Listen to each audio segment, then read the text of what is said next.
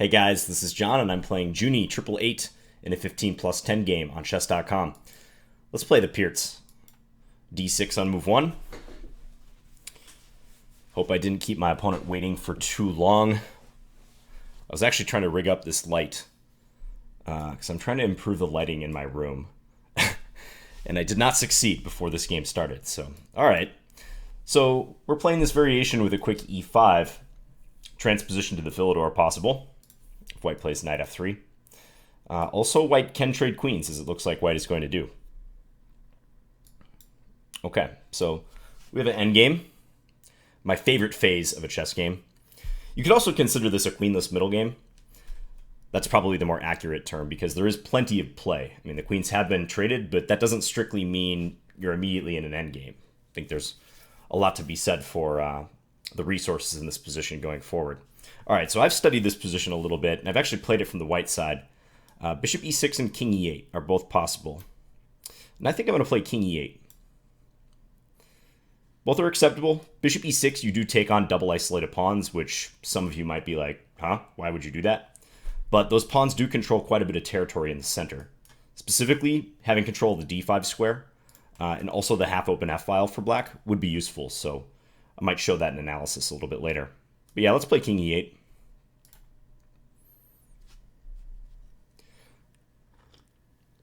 Yeah, I lost a game on the white side of this when I was in Norway back in, when was it? October? Yeah, I played 2 tournaments in Norway, and in the second tournament, I was playing in the town of Stavanger, where they recently had Norway chess, and I played this Grandmaster Strikovic, from, I believe, Serbia, possibly Montenegro. I don't want to confuse the countries. So yeah, I believe he was a Serbian Grandmaster, is a Serbian Grandmaster. And he was an expert in this variation. And still is an expert in this variation.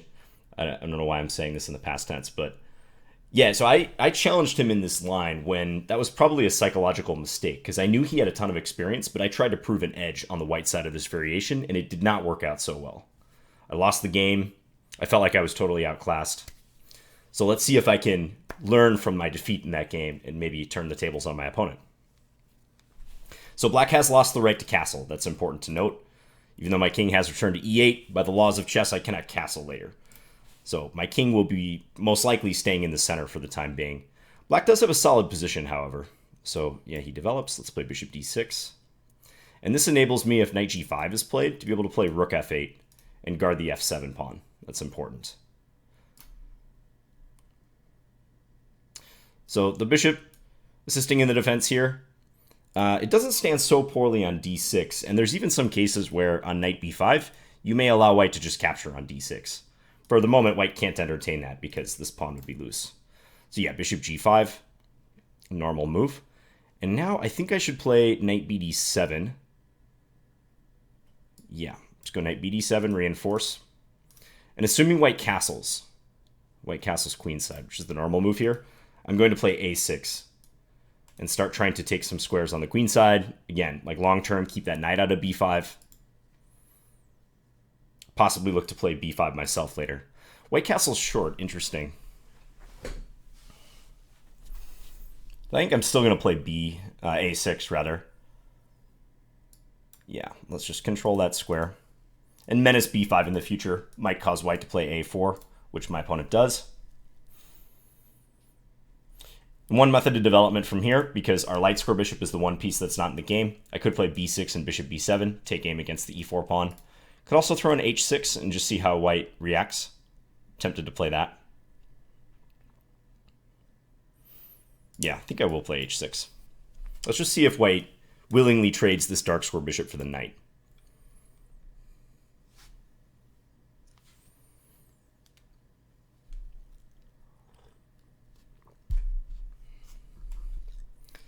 I'm sure some of you guys have been wondering where the heck I've been the past couple weeks, because I have not been posting.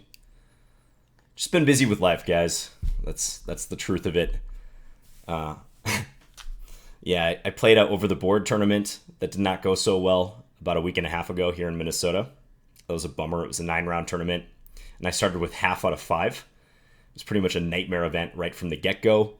I was not feeling the tournament, honestly, even before I played it. I just was not in chess mode, and my play really showed that. Didn't play awful, but I left a lot to be desired in how I handled those earlier rounds in particular. So started with half out of 5. I lost my first 2 games, and yeah, I had a draw in round 3, fortunately, to avoid castling queenside, which is 0-0-0 on the cross table where you lose 3 games in the row. And then I promptly lost 2 more games after round 3, though. And then I drew the rest of my games in the remaining rounds. But yeah, the damage had been done. Okay, bishop h4. So I think I'm going to hold off on g5. I don't need to commit to g5. Looking at b6, again, with the express idea of just putting the bishop on b7. You know, if you're going to move the g-pawn, you can also consider g6, king f8, king g7. But I think I like b6 for now. Let's just see what white does in response to this plan, because then I will be hitting this pawn twice. White might try to jump into the d5 square with some piece. If the knight jumps in, though, I might be able to take here. In general, I think white was a lot better off castling queenside and having that rook already poised on the d-file. That would create more tactical issues for black.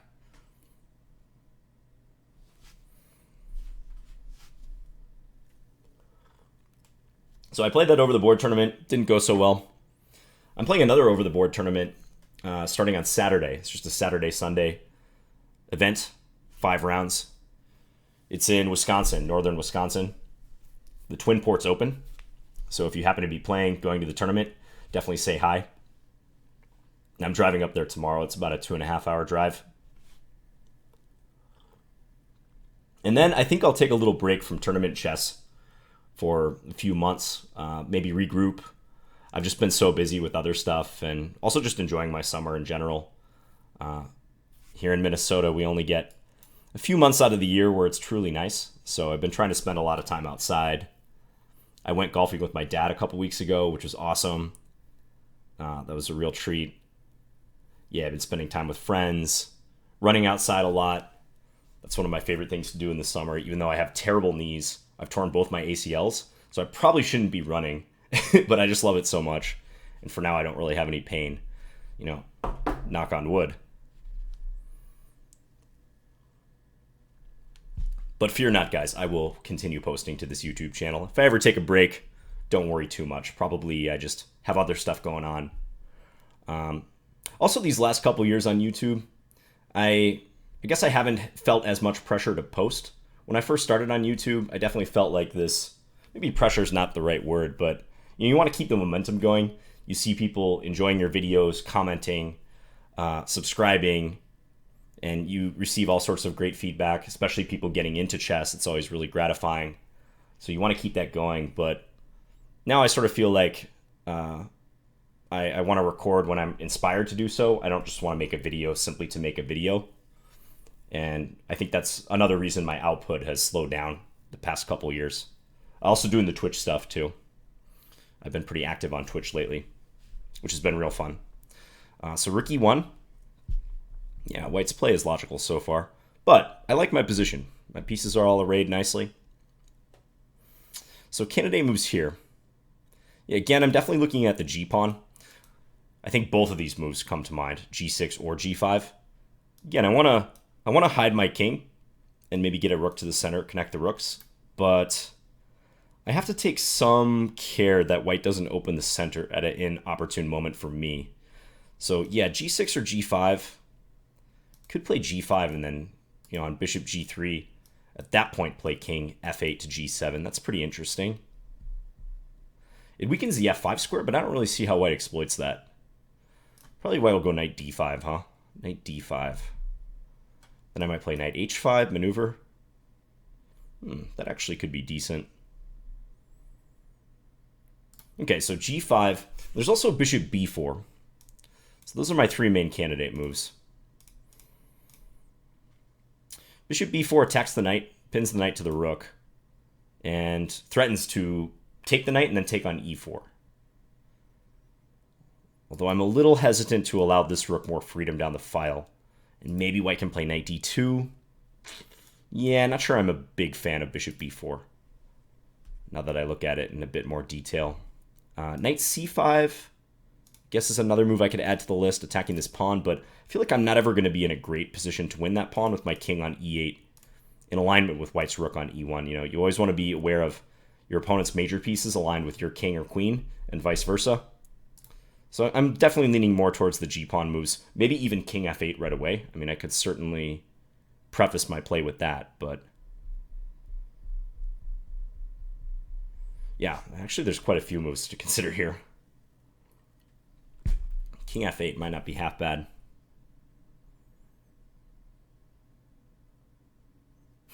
Yeah, you know, I kind of like king f8. It's a little savvy. There's no tactics I'm missing. This white changes their mind and takes on f6 and then plays knight d5, but why should I be afraid of that?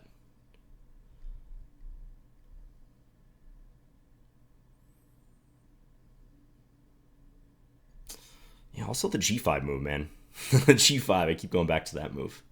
g5, bishop g3, king f8. And then I think knight d5 is the only move that concerns me at all. I think other moves I can parry pretty easily. Just kind of like the idea of locking that bishop in on g3. I feel like it's going to be out of the game there. So let's say g5, bishop g3, king f8, knight d5. Maybe just rook e8 at that point, reinforce. There's no knight takes b6 tactic, so I can take with my knight. If he takes on f6, I recapture. I've got e5 solidly guarded. That's important.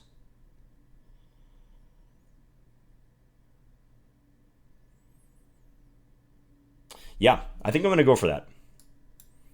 So some hesitation here, and it's debatable whether I should play that move right away or not, but it looks pretty good to me, and I think white's going to have to solve some problems once they do play bishop g3.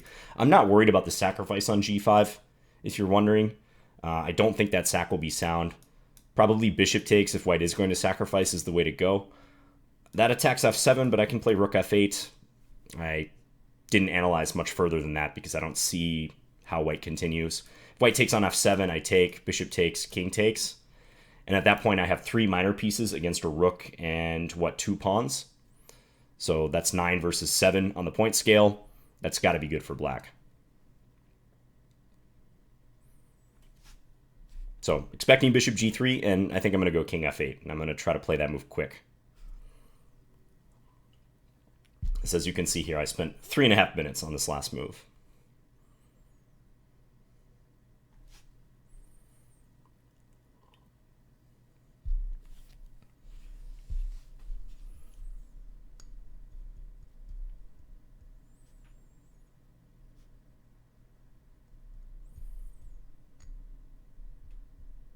Nice to play a slightly longer game with commentary. I think of all the regular videos that I produced on my channel over the years, plural, the standard videos, so these longer games, these are always my favorite. And these are also the videos that I get the most positive feedback from you guys. So I just really enjoy having enough time to properly explain my thoughts, not immediately being in time pressure in the middle game.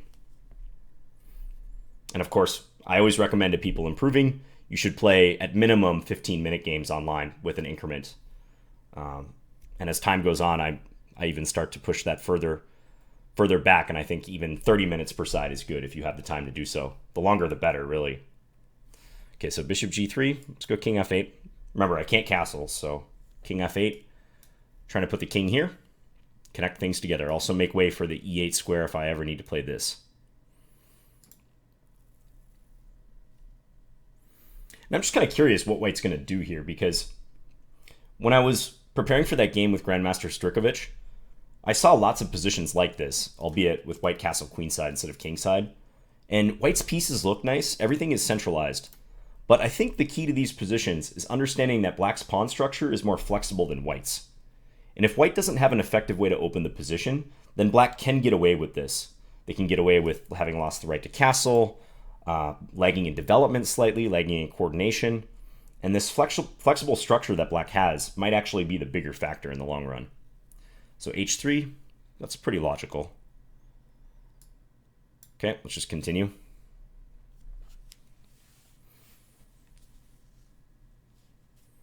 So next, I'll probably get this rook in the game.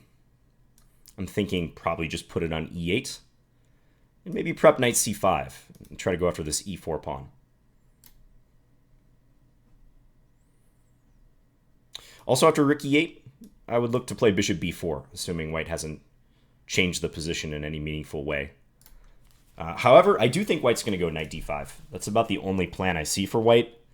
It's not a very inspiring plan because it just looks like it trades pieces, but I would not be surprised to see white put a piece there, either bishop or knight. Kind of think knight.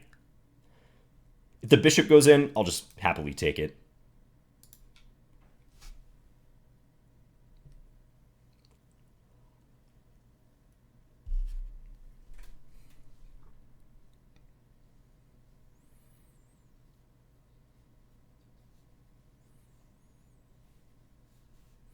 I might do something on the king side later. With h3, white is discouraging g4, but it's not out of the question I could play knight h5 and into f4 down the road.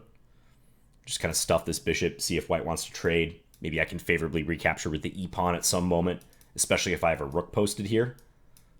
Try to attack e4. The e4 pawn, that stands out as the biggest target in white's camp, so I'm going to look to attack that if I can. Yeah, and my opponent is spending a significant amount of time. You know, almost 2 minutes, a couple of moves ago, and here as well. A lot of time. Whereas I feel like now I'm very comfortable. I have some easy moves in mind. It's always good to have a move or two in mind that you're going to continue with, especially in like a non-forcing position. So I think rook e8, rook h to e8 is a move I can play pretty easily on the next move. It's just helpful in virtually every line. I want e5 over protected.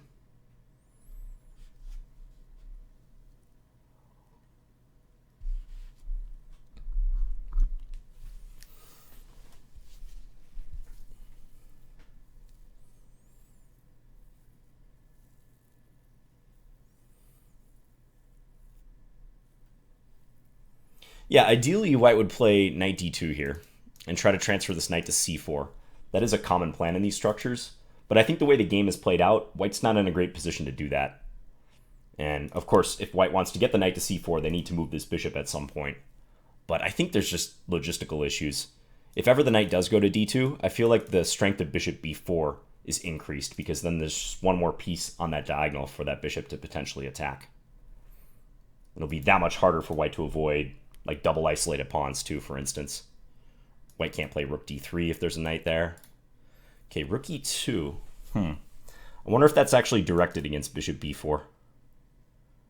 It might be. But I wasn't ready to play that anyways, because of this guy.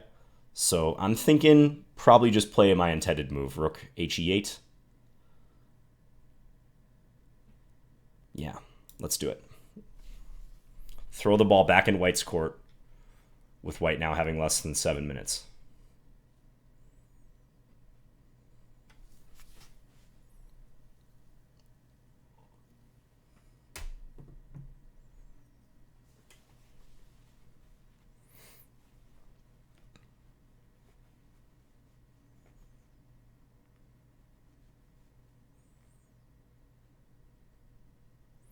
Yeah, I don't see a great plan for white. I don't think white has to completely panic yet, but black's play just looks a little bit easier here.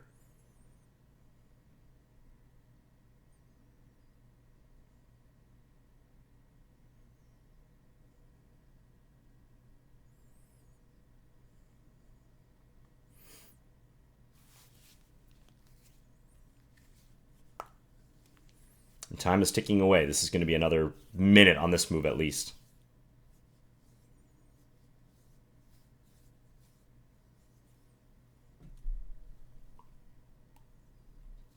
Okay, knight d5. So, as I sort of suspected, white's going to throw this knight in. Now, trading is pretty straightforward. Also, knight f6. Although, if this knight moves, I got to be aware that knight takes b6 could be played. And I can't recapture with the knight. I'd have to take with the pawn, and then that would be an idea. So, knight c5, though. Knight c5 hits this. And also attacks e4 twice. But yeah, if it wasn't for...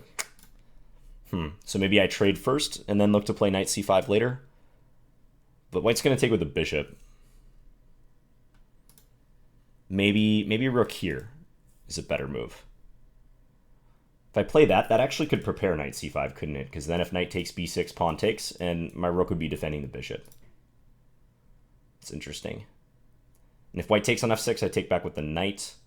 But then white can take on e5. Little in-betweener.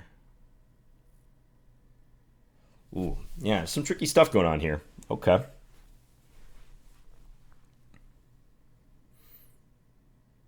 And if I see nothing else, I can just trade 2 sets of minor pieces.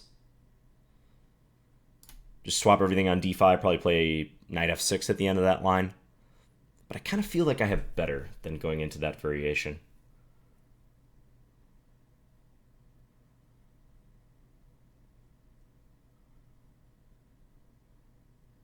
Maybe not. Maybe that's just the thing to do.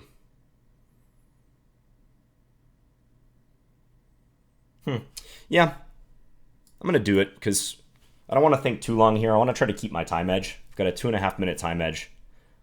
I think the position is still pretty pleasant after these trades. Let's take, and I'm expecting rook takes. I don't think white will take with the pawn because I can easily play f6 and just block any attack on the e5 pawn. I think white will want to keep that d file open. And I'm probably here just best off playing f6. Yeah, let's play f6. And I think I'm going to go knight c5 on the next move if I'm allowed. It's just very important that white doesn't install their knight on f5 in the future. I don't want to allow that transfer. But it's hard for white to do that. I mean, they can do this, but I feel like I can disrupt that somehow. Like this knight c5 move is going to slow white down. So, and also maybe I could, if real need be, I could bring my knight to protect this square. So, okay, white plays knight d2.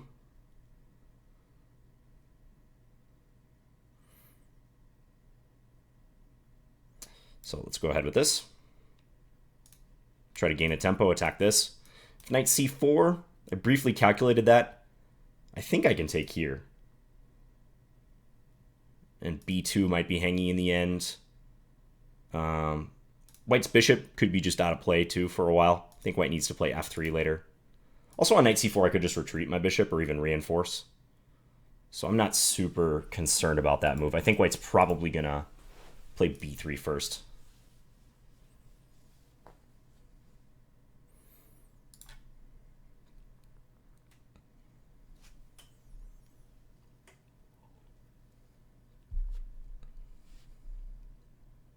I've been trying to focus my play on making practical decisions lately. Even in the Norm tournament, which went horribly, I was trying my best to manage my clock and make good practical decisions. And it didn't work out results-wise in some of the games, but I think I did make some decent practical decisions in some games. So, okay, white does play knight c4. All right.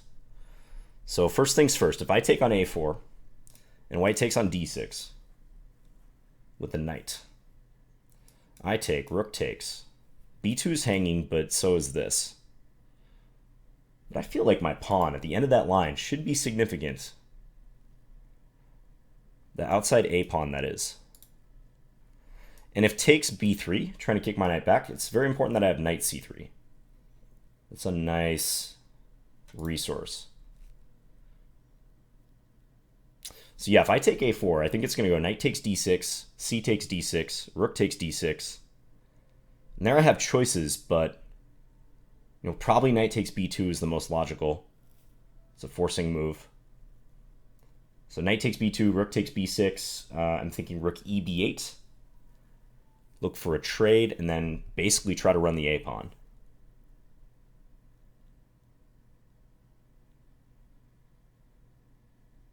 Yeah, I got my knight coming to c4 at various moments. Looks unpleasant for him. Okay, I'm going to do this. Let's see what you get. Under 5 minutes for white. Okay.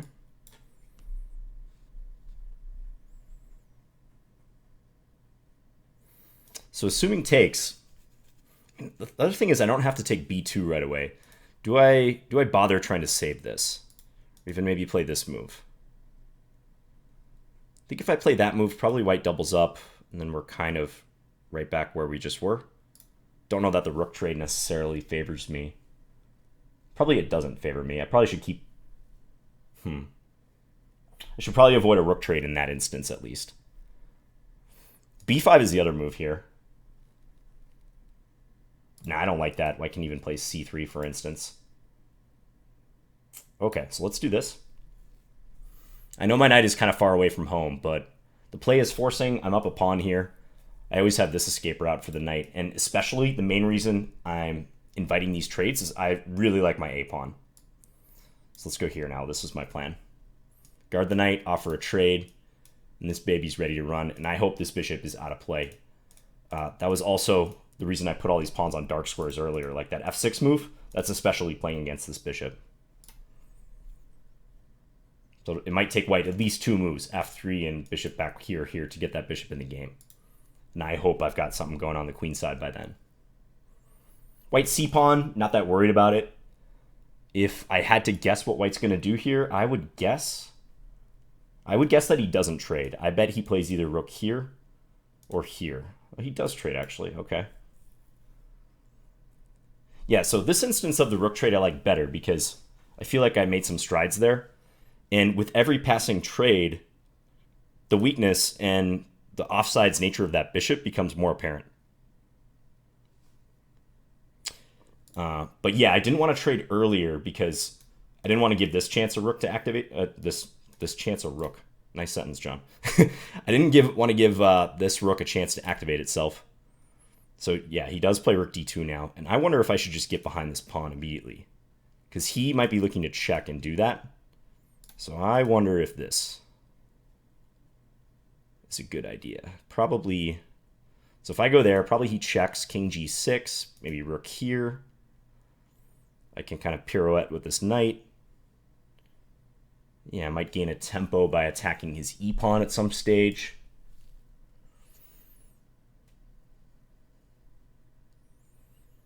It feels like the rook belongs behind a pawn.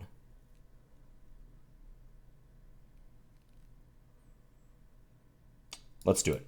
Okay, let's follow the advice. In check, I think I will play king g6. Doesn't really make sense to put the king on the back rank. It's very safe on g6. The only thing is if the rook comes to d6 after that, I got to be wary that this could be a threat. I might have knight c4 in some cases, but I should be aware of that. Maybe I can like snake my king out if white attempts that. But I think white's probably going to get their rook in and try to attack my knight and maybe somehow advance this c-pawn. But once this a-pawn gets going, it's going to be very distracting for white because white's not in a good position to stop it here. Okay, so c3, attacking the knight immediately. First instinct, knight a4 actually, because it attacks this pawn. c4 is obvious too. Knight c4 attacks the rook, but that gives him the chance to check and maybe go here. So actually knight a4 is what I'm thinking. Let's do it. Yeah, try not to overanalyze with 6.5 minutes left. This position looks good to me. So let's not beat about the bush.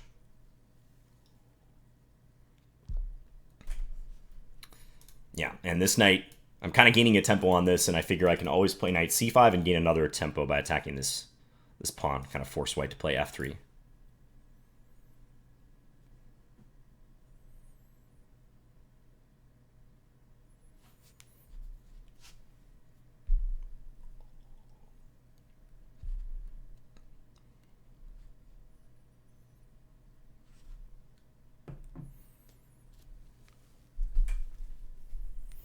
Plays c4. All right.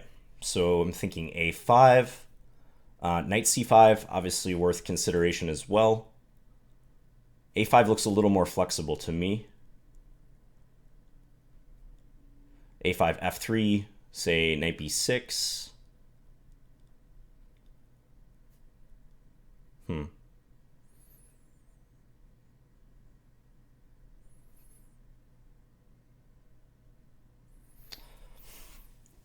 Yeah, let's go a5. If f3, there's also rook c8 to consider. And just try to go after this pawn. then I give him a chance to check and maybe get behind here. Maybe that's not the best. Okay. So let's say knight c5, bishop f2, knight here maybe. And get ready to truck with this guy. And he can play rook a2. He is in a good position to play rook a2, isn't he? This is tricky. This is tricky, guys.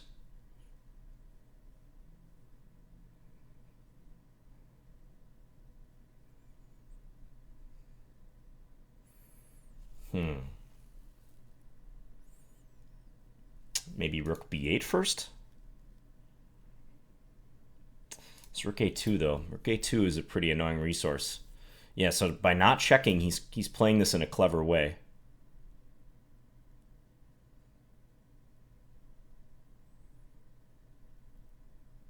Because suddenly my knight is lacking some potential stability.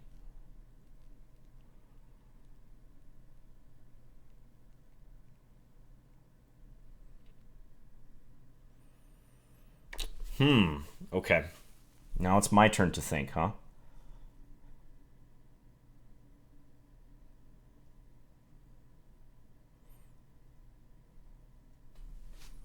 Knight c3.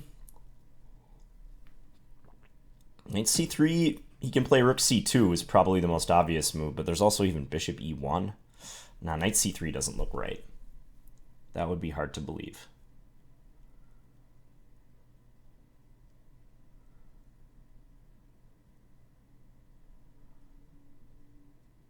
Knight b6, I don't like that he can push his pawn with tempo. That also seems wrong somehow.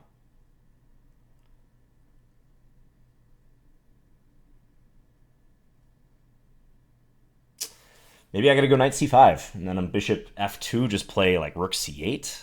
But nah, that's not gonna work. That's not gonna win.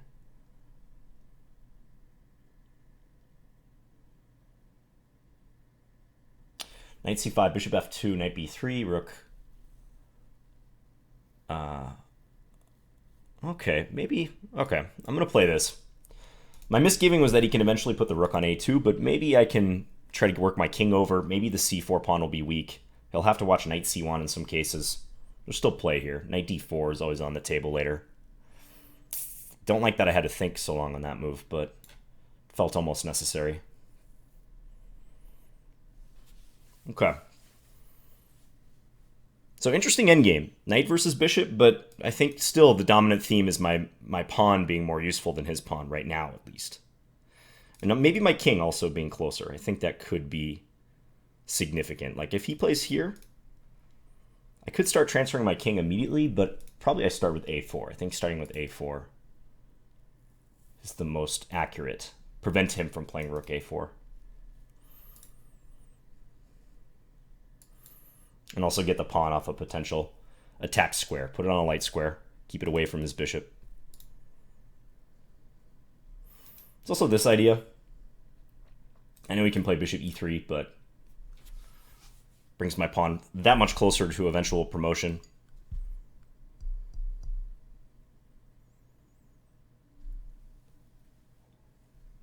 It might be hard for his king to approach too. If he ever gets his king here, in this configuration, he runs into that. So yeah, I think he needs his bishop here at some point.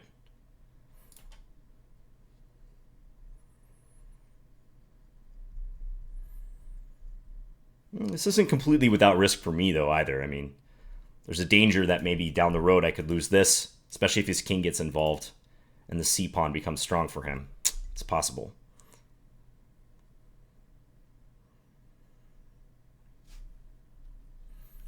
Okay, plays rook a3. That move seems inaccurate. But why, I can't tell you at the moment. Just looks like it's a little too skittish trying to prevent this. Knight d2. Just plays c5, I guess. Knight c4. Okay, let's get the king a little closer. I feel like this is almost a free move because he can't play king f1. He runs into that. So I think, again, he's going to have to play this sometime soon.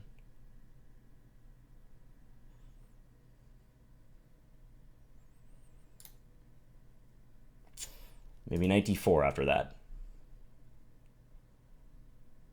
or king up with an eye towards playing knight d4 and trying to get in this way or this way.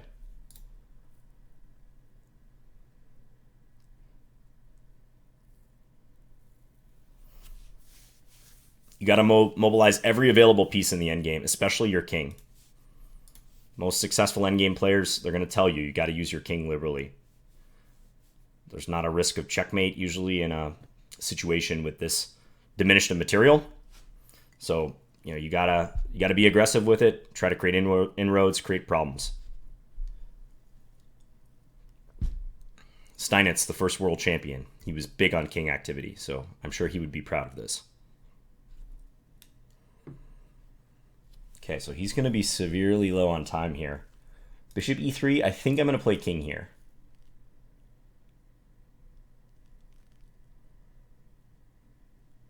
Yeah, let's do that.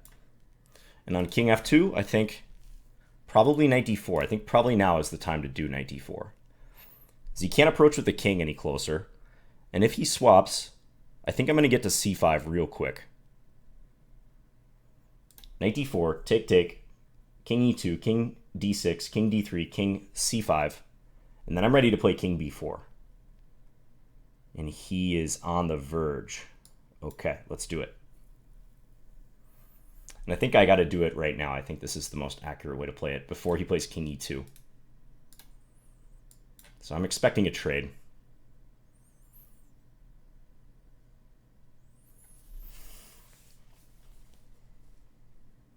Now watch for the kings to run. He's probably going to come here, and I'm going to come there with an eye towards this. And eventually shifting his rook and moving the a-pawn. Could come down to some race scenario where he has to give up the rook eventually. Try to create counterplay. Goes there, okay. So, king here.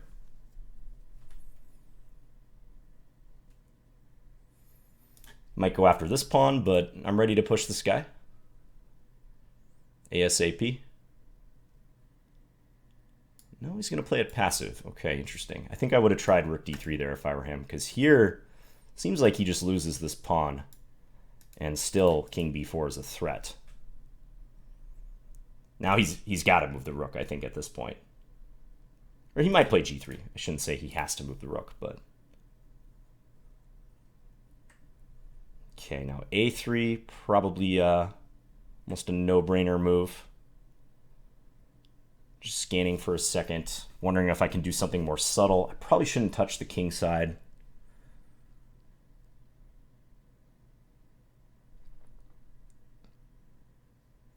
Yeah, let's do a3.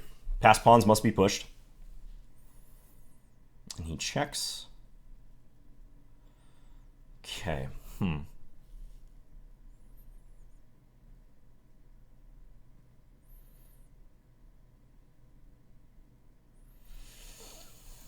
Okay.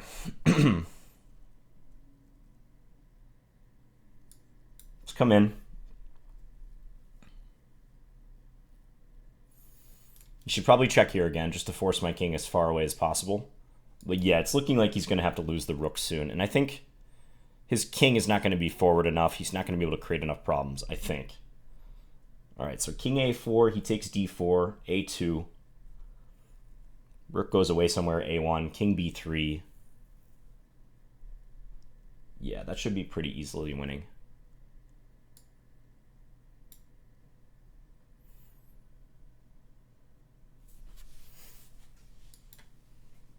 If he was closer to creating a pass pawn, I might have to calculate a bit more, but I think this should be winning pretty easily. Especially on king d5, I can cut off his king if I need to, or yeah, just give a side check whenever I want to, really. So now he's bound to lose his rook after I play king b2. It's just a matter of when he sacrifices for it. Okay, so do I get fancy and play rook a6, or do I just go for the kill with king b2 now? Rook a6 is sort of a nice prophylactic move, but I'm a little hesitant to waste time like that. So I don't feel like I need to. Yeah, we're going to do this immediately.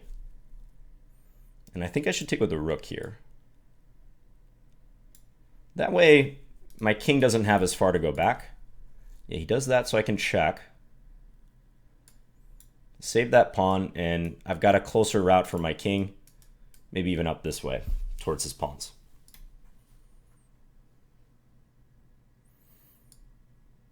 Yeah, just get the king back. That's the name of the game.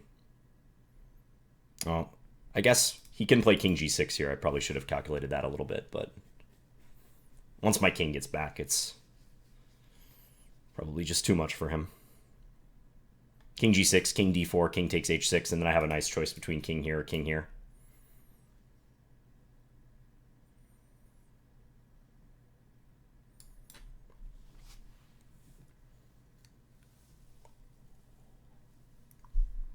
Probably king e3. Although, maybe I could go king e5 because I still have the option of king f4, but I kind of keep his counterplay a bit. Yeah, definitely king e5. No reason to entertain like king e3, e5, pawn takes, and maybe he can run with his h-pawn. Much better to do it this way. I'm also threatening this too.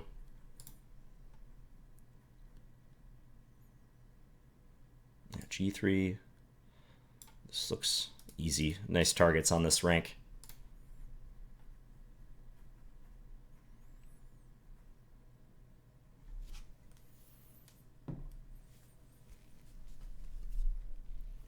And I think that'll be it.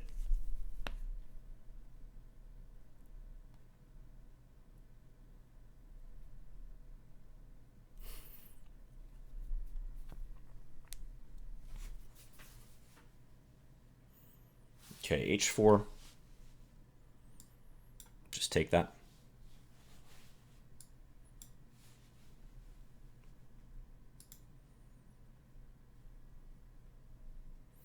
And he resigned. Okay.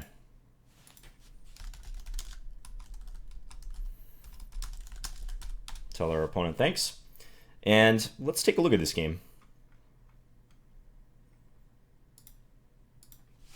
I'm not going to add in the engine. I'm just going to kind of give my thoughts. So yeah, I played this Pirc. And a lot of people play the Pirc with g6, fianchettoing the dark square bishop.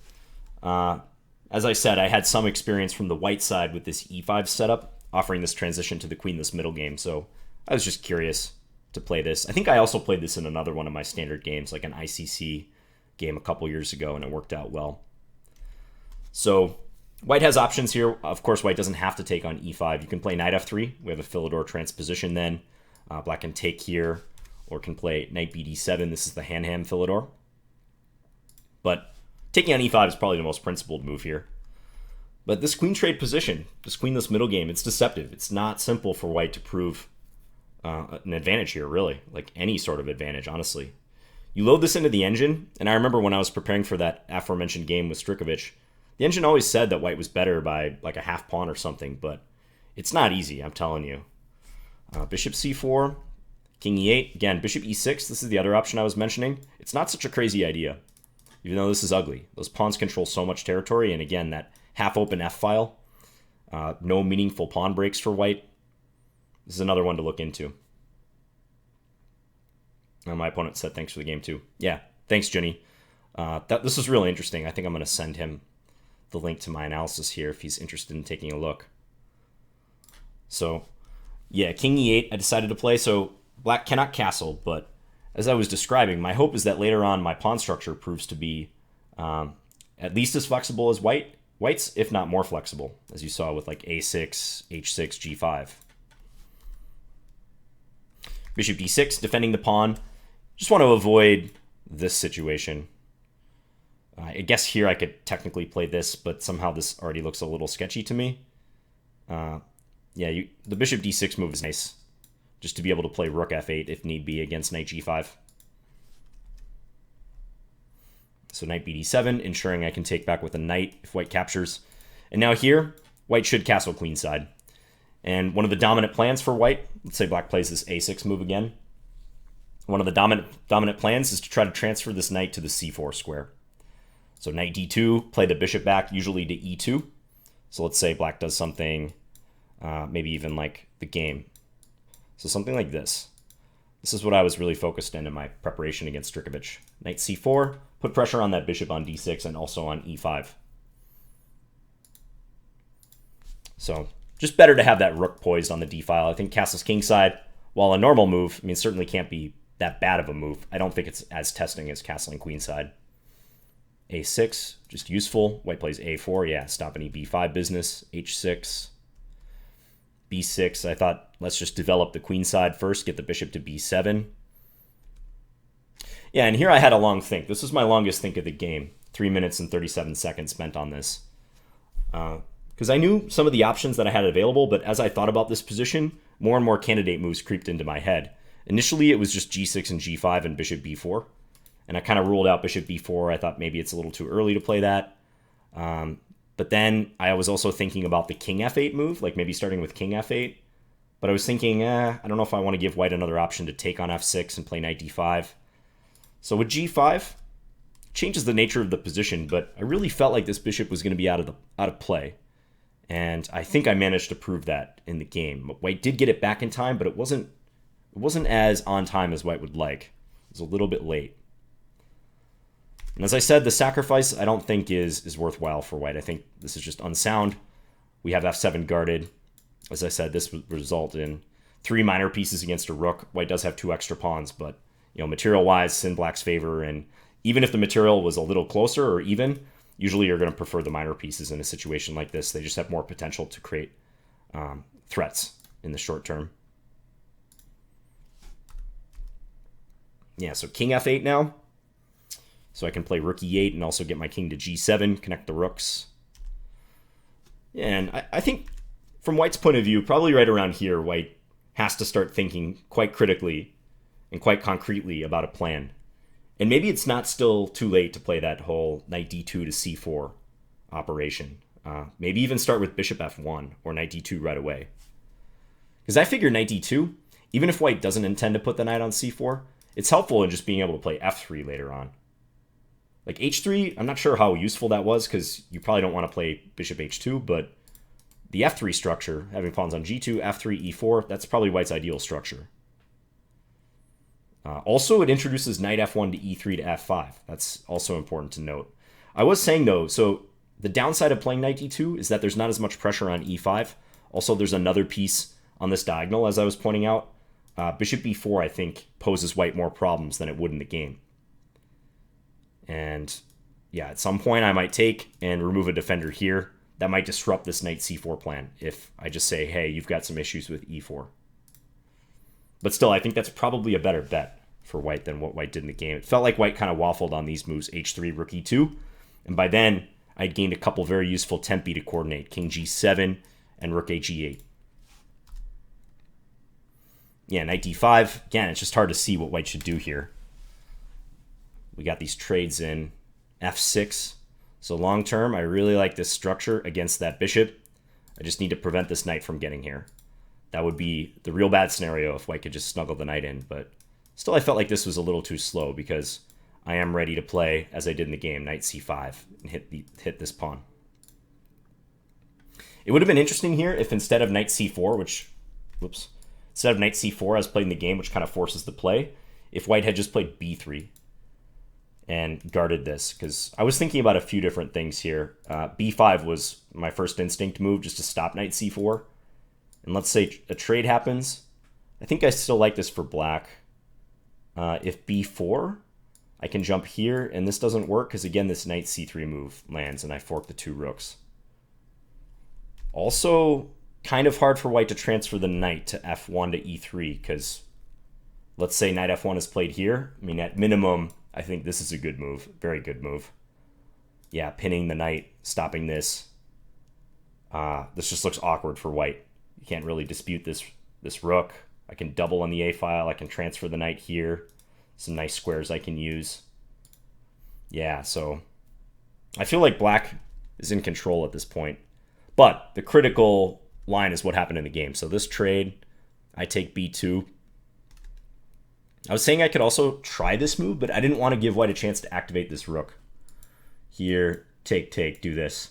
This might be a slight improvement over the game. I was kind of envisioning something like this. Say knight here, rook here, and white can give me some problems like harass the knight, not let me advance this pawn so easily.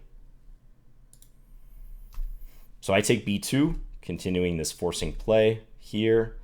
And I really thought white would avoid the rook trade for some reason. I thought white would go here and maybe try to work this rook over. That would have been interesting. What would I have done against that? Probably would play this move and persist in trying to make this trade. But if white's stubborn, I don't know. Maybe knight c4 here, rook b7, king g6. This knight is pretty good, actually. And this rook is still behind, so this also looks pretty nice for me. King feels very cozy here. White's not in a position yet to double on the 7th rank and create mating threats or something because I have the d2 square covered. So I feel like, yeah, black's doing pretty well here too. I can also offer a rook trade whenever I want. There might be some back and forth, but...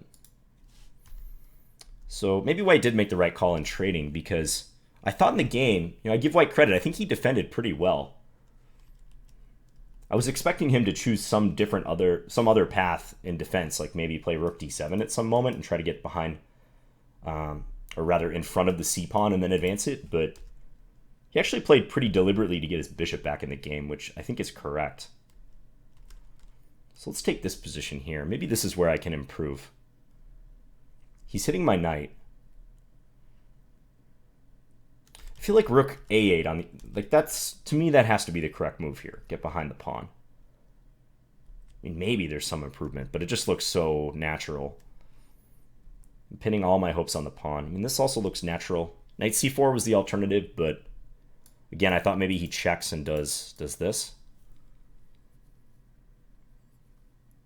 Oh, wow. Unless I'm in time...